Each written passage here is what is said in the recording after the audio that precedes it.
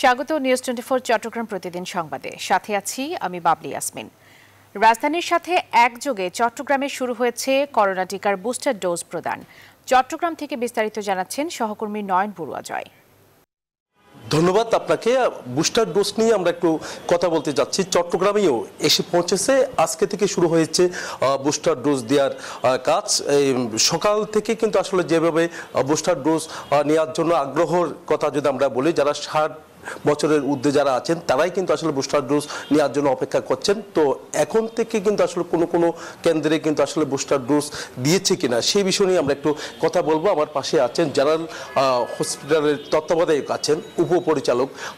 আমরা একটু জানতে চাচ্ছি রাব্বি আপনার থেকে কি বুস্টার ডোজ নিয়ে যেভাবে এতদিন ধরে অপেক্ষা ছিল চট্টগ্রামের মানুষ, আসলে কি সেই বুস্টার ডোজ পাচ্ছে কিনা? ধন্যবাদ। আমাদের মন্ত্রণালয় এবং অধিদপ্তর থেকে যে নির্দেশনা এসেছে সেই নির্দেশনা অনুযায়ী আজ থেকে সারা দেশে পর্যায়ক্রমে আমাদের বুস্টার ডোজ কার্যক্রম শুরু হতে যাচ্ছে এবং চট্টগ্রামের মানুষদেরকে আমরা আশ্বস্ত করছি তাদের এই প্রতীক্ষার অবসান হতে চলেছে। আমরা ভ্যাকসিন কার্যক্রম যারা 60 বছরের ঊর্ধ্বে আছেন বয়স, এর পাশাপাশি ইতিমধ্যে তাদের নির্দিষ্ট কেন্দ্র থেকে 2 ডোজ সম্পন্ন করেছেন এবং দ্বিতীয় ডোজ সম্পন্ন করার পরে 6 মাস অতিবাহিত হয়েছে, তারাই প্রথমত এই ভ্যাকসিন কার্যক্রমের আওতায় আসবেন এবং পর্যায়ক্রমে যারা সম্মুখ সারির যোদ্ধা আছেন তারাও এই কার্যক্রমে আমরা সম্পৃক্ত করতে পারবো। আর এই মুহূর্তে আমরা যেটা বলছি, যারা আগে ফাইজার পেয়েছেন বা মডার্না পেয়েছেন, অ্যাস্ট্রাজেনেকা বা সিনোফার্মা যে টিকাই পান, ওই কেন্দ্রে যদি ফাইজার ভ্যাকসিন থাকে সেক্ষেত্রে সে ফাইজার পাবে, যদি ফাইজার না থাকে মডার্না পাবে, মডার্না থাকলে অ্যাস্ট্রাজেনেকা দিয়ে তাদেরকে তৃতীয় ডোজের আওতায় নিয়ে আসা হবে। এই মুহূর্তে চট্টগ্রামে আমরা আজ থেকেই আমাদের যে মেসেজের মাধ্যমে যে টিকা দিব আমরা SMS প্রাপ্তির সাপেক্ষে, সেই SMS দেওয়া শুরু হয়েছে আজ থেকে। আমরা আশা করছি আগামীকাল থেকেই আমরা আমাদের কেন্দ্রে আমরা বুস্টার ডোজ শুরু করতে পারব। আচ্ছা, বুস্টার ডোজ কি আসলে পর্যাপ্ত আছে কিনা? যে আমাদের পর্যাপ্ত ভ্যাকসিন আছে এবং এই কেন্দ্রের বিষয়ে আমি বলতে পারি আমরা এখানে ফাইজার দিয়ে বুস্টার ডোজ দিব এবং আমাদের পর্যাপ্ত ফাইজার ভ্যাকসিন আছে এবং ঢাকাতেও পর্যাপ্ত ভ্যাকসিন মজুদ আছে। সুবিধা কি আসলে এই বুস্টার ডোজে? বুস্টার ডোজে যেটা আমরা 2 ডোজ দেওয়ার পরেও যে অ্যান্টিবডি ফর্ম হয় শরীরে, সেটা আস্তে আস্তে এই অ্যান্টিবডি টাইটারটা কমতে থাকে। বুস্টার ডোজ দেওয়ার মাধ্যমে এই অ্যান্টিবডি টাইটার বৃদ্ধি পাবে এবং মানুষ আরও বেশি দিন করে এই টিকার সুরক্ষাটা পাবে। ওমিক্রন নিয়ে জানে সবারই কিন্তু অনেকটা আতঙ্ক, সেখানে কিন্তু আসলে বুস্টার ডোজ কি কাজ করবে কিনা? আমরা যেটা বলতে চাচ্ছি যে ওমিক্রন নিয়ে আতঙ্কিত হওয়ার কিছু নাই, তবে এই ভ্যাকসিনটা যত এই ভ্যারাইটি যেটা ভ্যারিয়েন্টটা অত্যন্ত সংক্রামক, সেই হিসেবে এই বুস্টার ডোজ যদি আমরা দিতে পারি তবে আমরা এই ধরনের সংক্রমণ থেকে অনেকটাই সুরক্ষা পাবো বলে আশা করছি। আপনার পরামর্শ কি? আমাদের যেটা পরামর্শ, টিকা দেওয়াটার থেকে আমরা বলবো আমাদের টিকা দেওয়ার পাশাপাশি যে সুরক্ষা নিজেদেরকে সেটা নিশ্চিত যদি করতে চাই আমাদের স্বাস্থ্যবিধি মেনে চলতে হবে এবং সেক্ষেত্রে প্রথমেই আমাদের মাস্কের ব্যবহার অপরিহার্য। ধন্যবাদ আপনাকে। আমরা এতক্ষণ ধরে কথা বলেছি রাব্বির সাথে, তিনি যেমনটা আমাদেরকে জানিয়েছেন বুস্টার ডোজ নিয়ে কোনো চিন্তার কোনো কারণ নেই, অনেকজনে পাবে সেই বুস্টার ডোজ, কিন্তু বয়সের একটা তফাৎ রয়েছে। কিন্তু যে 60-এর ঊর্ধ্বে যারা বয়স তাদের দিয়ে শুরু হচ্ছে, এরপরে আস্তে আস্তে কিন্তু আসলে সম্মুখ যোদ্ধা যারা আছে তারাই পাবে, এরপরে কিন্তু আসলে আস্তে আস্তে সবাই পাবে বলে তিনি আমাদেরকে জানিয়েছেন। কিন্তু যে শুধু বুস্টার ডোজ নিয়ে কিন্তু বসে থাকলে হবে না, কিন্তু যে এর আগে যারা ডোজ নিয়েছে তাও না। তো তারা বলছেন যে তিনি যেমনটা আমাদেরকে জানিয়েছেন এই জায়গাগুলোতে যে স্বাস্থ্যবিধি মানা সেই দিকে কিন্তু আসলে অনেকটা নজর রাখতে হবে। এই ছিল আমার এখানকার সর্বশেষ। ফিরে যাচ্ছি স্টুডিওতে আপনার কাছে। অবশেষে চট্টগ্রাম শাহ আমানত বিমানবন্দরে নতুন বছরের প্রথম দিনেই চালু হচ্ছে RT-PCR ল্যাব। 45 মিনিটে মিলবে বিদেশগামী যাত্রীদের করোনা পরীক্ষার সনদ। বুধবার ও বৃহস্পতিবার চলবে পরীক্ষামূলক কার্যক্রম। দীর্ঘদিন পর বিদেশ যাত্রীদের ফিরেছে স্বস্তি। আর ঢাকা হয়ে নয়, এবার চট্টগ্রাম বিমানবন্দর দিয়েই যেতে পারবে UAE সহ মধ্যপ্রাচ্যে। আহাদুল ইসলাম বাবুর ক্যামেরায় চট্টগ্রাম থেকে আরও জানাচ্ছেন নয়ন বড়ুয়া জয়। শাহ আমানত বিমানবন্দরে করোনা পরীক্ষার সুযোগ না থাকায় চট্টগ্রামের বিদেশ যাত্রীরা ঢাকা বিমানবন্দর দিয়েই ইউএই সহ মধ্যপ্রাচ্যে যাচ্ছেন। এখনো বিমান টিকিটের চড়া মূল্যের সাথে ঢাকা যাতায়াতের খরচ অত্যকষ্ট বাড়িয়েছে কয়েক গুণ। দীর্ঘদিনের দাবির প্রেক্ষিতে চট্টগ্রাম বিমানবন্দরে বসছে পিসিআর ল্যাব। বুধবার থেকেই শুরু হবে পরীক্ষামূলক, 1 জানুয়ারি থেকে চলবে পুরোদমে। ট্রায়াল রান দিয়ে পুরো সিস্টেমটা কিভাবে অপারেট করবে এবং সেটা ঠিকমতো কাজ করছে কিনা সেটা দেখার জন্য, এবং 1 তারিখ থেকে ইনশাআল্লাহ আমরা বিমান যাত্রীদেরকে ল্যাবে পিসিআর সেবা দিতে পারবো। জনশক্তি কর্মসংস্থান ব্যুরোর চট্টগ্রামের কর্মকর্তারা বলছেন, আরটিপিসিআর ল্যাবগুলো চালু হলেই সর্বনিম্ন 45 মিনিট থেকে সর্বোচ্চ 2 ঘন্টার মধ্যে চট্টগ্রামের প্রবাসীরা পাবে করোনা পরীক্ষার সনদ। ঢাকায় যেতে হতো, এখন আর ঢাকায় যেতে হবে না, সরাসরি চট্টগ্রাম শাহ আমানত আন্তর্জাতিক বিমানবন্দরে তারা টেস্ট সম্পাদন করে তারা তাদের গন্তব্যে যেতে পারবে। তাই দ্রুত এই ল্যাব চালুর দাবি প্রবাসীদের। চালু করার দ্রুত দরকার, কারণ আমরা তো যাইতে সুবিধা হবে। ঢাকা যাইতে কত মাসে খরচ, তাইলে এই জিনিসটা আমার কাছে গেল না। বিদেশ যাওয়ার জন্য চেষ্টা করতেছে, কিন্তু 1 মাস 2 মাস অপেক্ষা করতে হয়, এই জিনিসটা হলো না। এই ল্যাব চালু হলেই ইউএই সহ মধ্যপ্রাচ্যের যাত্রীরা শাহ আমানত বিমানবন্দর দিয়ে কিছুটা কম ভোগান্তিতে যেতে পারবেন গন্তব্যে। নয়ন বড়ুয়া জয়, নিউজ 24, চট্টগ্রাম। কক্সবাজারে হোটেলে নিয়ে 8ম শ্রেণীর এক স্কুল ছাত্রীকে ধর্ষণের অভিযোগে প্রধান আসামি মোহাম্মদ আশিককে গ্রেফতার করেছে র্যাব।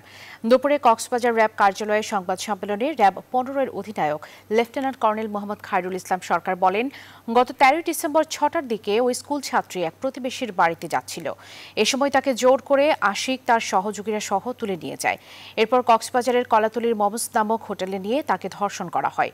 পরে 15ই ডিসেম্বর ওই ছাত্রীকে তার বাড়ির সামনে রেখে পালিয়ে যায়। এরপর অভিভাবকরা তাকে কক্সবাজার সদর হাসপাতালে নিয়ে চিকিৎসার ব্যবস্থা করে। তিনি বলেন, এ ঘটনায় স্কুল ছাত্রীর বাবা অপরাধীদের বিরুদ্ধে লিখিত অভিযোগ দিলে কক্সবাজার সদর মডেল থানায় এ সংক্রান্ত একটি মামলা রুজু হয়। এরপর তাকে গ্রেফতারে অভিযান চালানো হয়। র্যাব জানায়, মোহাম্মদ আশিক প্রায়ই এভাবে অপ্রাপ্তবয়স্ক মেয়েদের ফাঁদে ফেলে ধর্ষণ করে। সে কিশোর গ্যাং অপরাধী চক্রের সঙ্গে জড়িত। তার বিরুদ্ধে ছিনতাই, চাঁদাবাজির অভিযোগ রয়েছে।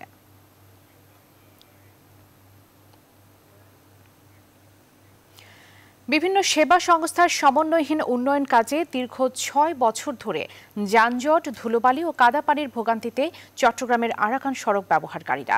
কাজ শেষ পর্যায়ে আসলেও সড়কের এক পাশ এখনও বন্ধ থাকায় যানজটে নাকাল যাত্রী ও চালকরা। দীর্ঘ সময় ধরে কাজ চলায় ক্ষতিগ্রস্ত রাস্তার পাশের ব্যবসায়ীরাও।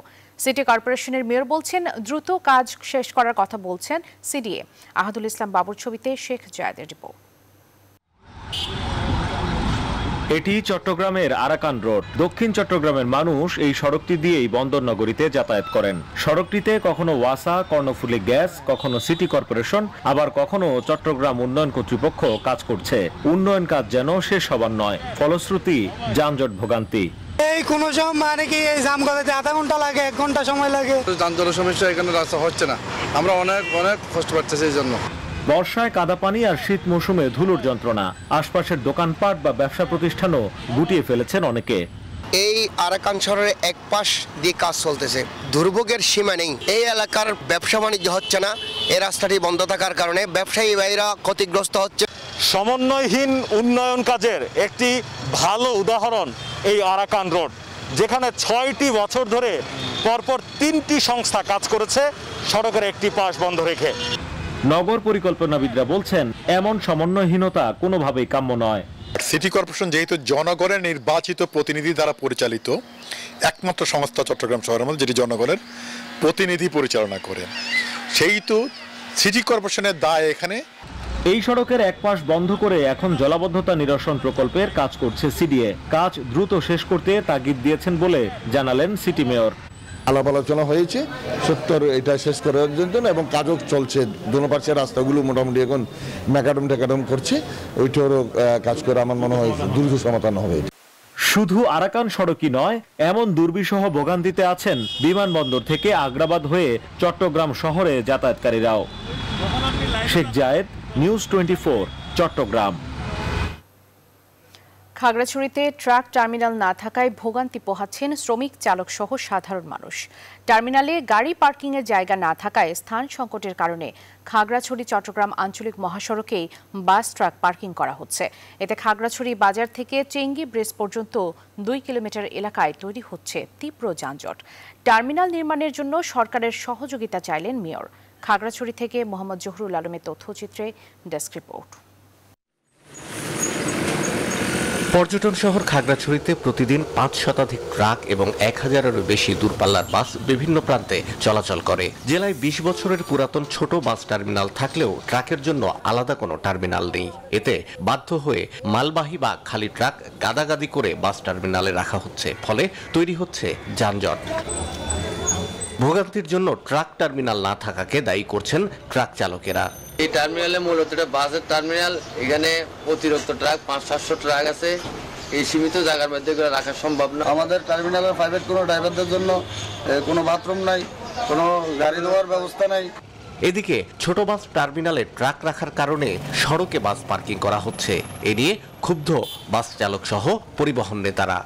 আমাদের এই স্টেশন এলাকায় যে এইসব ট্রাক যেভাবে রাখতেছে, এইভাবে রাখার কারণে আমরা এখানে বাস রাখার কোনো সুযোগ সুবিধা পাচ্ছি না। জায়গাগুলো হচ্ছে না, আমাদের বাসগুলো রাস্তা দেখতে হয়।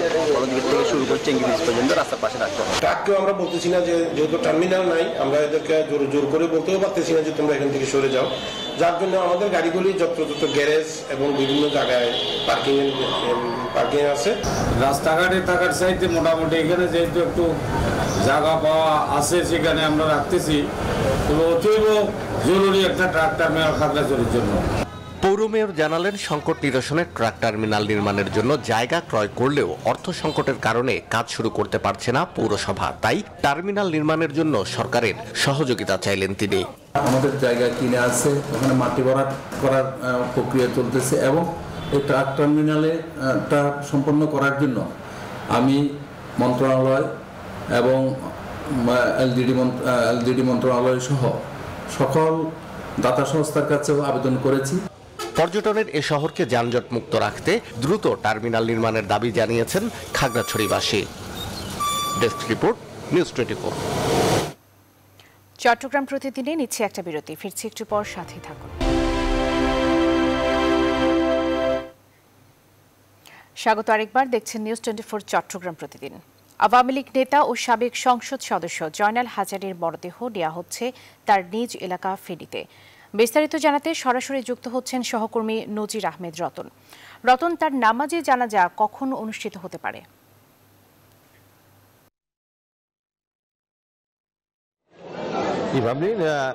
এখন পর্যন্ত কথা রয়েছে জয়নাল হাজারীর জানাজা বিকেল 4টা অর্থাৎ বাদ আসর ফেনী পাইলট উচ্চ বিদ্যালয় মাঠে অনুষ্ঠিত হওয়ার কথা রয়েছে। কিছুক্ষণ আগে তার মরদেহ তার সেই বাসভবন শৈলকুটিরে আনা হয়েছে এবং এখানকার স্থানীয়দের দেখানোর পর তার কিছুক্ষণ আগেই তার মরদেহটিকে পাইলট স্কুল মাঠে নেওয়া হয়েছে। আমরা জানি রাখি যে তার আলোচিত সমালোচিত জয়নাল হাজারীর বর্ণাঢ্য জীবনে তিনি তিনবারের ফেনীর 2 আসনের সংসদ সদস্য ছিলেন। 1986 সাল এবং তারপর 1996 সাল পর্যন্ত তিনি 3বারের সংসদ সদস্য নির্বাচিত হন এখানে। তবে 2001 সালে যৌথ বাহিনীর অভিযানে তিনি দেশ থেকে ভারতে পলায়ন করেন এবং 2009 সালে তিনি আবার দেশে ফিরে আসেন এবং 76টির মামলার মাথা নিয়ে তিনি দেশে ফিরে এসে সেই মামলাগুলোকে এবং কারাবরণ করতে হয় তাকে। তবে সেই বর্ণাঢ্য জীবনের ইতি ঘটল কিন্তু গতকাল বিকেলে তিনি ঢাকার রাজধানীর একটি হাসপাতালে তিনি শেষ নিঃশ্বাস ত্যাগ করেন। তবে তাকে আমি দেখানোর চেষ্টা করছি, তাকে তার শেষ ইচ্ছা অনুযায়ী তার বাসভবন, তার শৈলকুটির পাশে যে মুজিব উদ্যান রয়েছে সেই মুজিব উদ্যানে তাকে দাফন কবরস্থ করার কবরস্থ করা হবে এবং তার সেই কবরটি ইতিমধ্যে প্রস্তুত করা হয়েছে। আমরা এখন জেলা আওয়ামী লীগের নেতৃবৃন্দের সাথে কথা বলছি, তারা বলেছেন তার মৃত্যুতে জেলা আওয়ামী লীগ থেকে 3 দিনের শোক প্রকাশ করা হয়েছে এবং বিকেল 4টা জানাজার কথা রয়েছে। এখন আমরা সেই অপেক্ষায় রয়েছি। যে এই ছিল আপনি আমার কাছে জয়নাল হাজারীর বাসভবন থেকে সর্বশেষ তথ্য। ধন্যবাদ আপনাকে। ফেনী থেকে জানাচ্ছিলেন নজির আহমেদ রতন। চট্টগ্রামের বাজারে দ্রব্যমূল্যের ঊর্ধ্বগতিতে নাভিশ্বাস নগরবাসীর। বেড়েছে চাল, ডাল, আটা, চিনি সহ বিভিন্ন নিত্যপণ্যের দাম। এই অবস্থায় ট্রাকে করে পেঁয়াজ, চিনি, ডাল ও সয়াবিন তেল বিক্রি করছে টিসিবি। নগরীর বিভিন্ন স্থানে টিসিবির ট্রাকের সামনে এখন মানুষের ভিড় একটু কম দামে পণ্য কেনার আশায়। চট্টগ্রাম থেকে বিস্তারিত জানিয়েছেন সহকর্মী শেখ জায়েদ। আপনাকে আমি আছি চট্টগ্রামের জামাল খান মোড় এলাকায়। এখানে টিসিবি ট্রাকে নিত্য প্রয়োজনীয় দ্রব্য বিক্রি করা হচ্ছে। পেঁয়াজ, তেল, ডাল এবং চিনি বিক্রি করা হচ্ছে। আপনি জানেন যে বাজারে দ্রব্যমূল্যের ঊর্ধ্বগতি, চালের দাম বস্তা প্রতি 200 টাকা পর্যন্ত বেড়েছে, ডালের দামও বেড়েছে, পেঁয়াজের দাম ওঠানামা করছে। এই অবস্থায় এই টিসিবি ট্রাকে হচ্ছে যারা একটু কম আয়ের মানুষ আছেন, যারা একটু কম দামে পণ্য পেতে চান, অর্থাৎ বাজারে সত্যিই যাদের বেশি কষ্ট হচ্ছে, মূলত তারাই দীর্ঘ সময় ধরে লাইনে দাঁড়িয়ে এখানে কিছু নিত্য প্রয়োজনীয় দ্রব্য কেনার চেষ্টা করছেন। একটু কথা বলতে চাই একজনের সঙ্গে। কি কি নিলেন, কত টাকা নিল? 2 কেজি ডাল, 1 কেজি চিনি, 2 কেজি পেঁয়াজ আর 2 লিটার তেল। কত? 455 টাকা। কখন আসছেন? কতক্ষণ দাঁড়াচ্ছেন? এই তো 6:30 বাজে আসছি। সকাল? হ্যাঁ, সকাল 6:30 বাজে আসছেন? 6:30 বাজে। অনেকক্ষণ ধরে দাঁড়িয়ে আছেন। জিনিসপত্র ঠিক আছে সব? হ্যাঁ, সব ঠিক আছে। কথা বলছিলাম একজনের সঙ্গে, তিনি এখানে সেই ভোর থেকে দাঁড়িয়ে এখন পর্যন্ত যে এখন তার পণ্যটি পেলেন। আপনি দেখবেন যে অনেক মানুষ, দীর্ঘ লাইন, লম্বা লাইন, এই লাইনে দাঁড়িয়ে তারা একটু নিত্য প্রয়োজনীয় দ্রব্য কিছুটা কম দামে যেহেতু এখানে পাওয়া যাচ্ছে, সেজন্য তারা এগুলো এখানে কিনতে এসেছেন।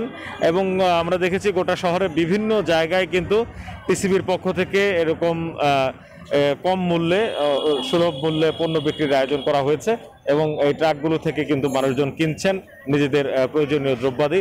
আরও দু একজনের সঙ্গে একটু কথা বলার চেষ্টা করব। একটু এইদিকে আনবেন, একটু কথা বলার চেষ্টা করব যে আসলে বাজারে যে জিনিসপত্রের দাম, কেমন দাম? আগের থেকে বর্তমানে ডবল হয়ে গেছে এবং সাধারণ মানুষের নাগালের বাইরে চলে গেছে। 50 টাকা চিনি, 80 টাকা খোলা বাজারে, তেল 150 টাকা, তারপর আরগুলো তো বাদই দিলাম। ডাল 115 টাকা বিক্রি, 100 টাকা, 110 টাকা এরকম। এখানে কত পাচ্ছেন? এখানে 60 টাকা। এখানে সরকার নিচ্ছে। একটু বলবেন কি কি বিক্রি করছেন আপনারা? তেল, চিনি, ডাল, পেঁয়াজ। কতটুকু করে, কত টাকা করে? 55 টাকা, 60 টাকা। 55 টাকা কি? 55 টাকা চিনি, 60 টাকা ডাল, আর তেল 220 টাকা, পেঁয়াজ 30 টাকা। কেমন প্রতিদিন কেমন ভিড় হচ্ছে? মোটামুটি। হ্যাঁ। আচ্ছা, এই পেঁয়াজটা নাকি একটু খারাপ করছে? না, পেঁয়াজটা আপনি দেখেন, পেঁয়াজটা খারাপ, তেমন খারাপ করে নাই। আচ্ছা, পেঁয়াজের ব্যাপারে একটু অভিযোগ ছিল যে দু একটা পেঁয়াজ একটু পচা, যেরকম এরকম মানুষজন বলছেন। কেমন দামে পাচ্ছেন এখানে জিনিসপত্র? ভালো একটা উদ্যোগ। তবে সামনে কন্টিনিউ করলে আমরা খুশি হব। কিছু চাউল এবং আটার ব্যবস্থা করলে ভালো হয়। চাল এবং আটার ব্যবস্থার কথা বলছেন। চাল এবং আটার দাম কিন্তু বেড়েছে, বিশেষ করে আটার দাম। নিউজ 24 চট্টগ্রাম প্রতিদিন সংবাদে আবারও বিরতি নিচ্ছি, সাথে থাকুন।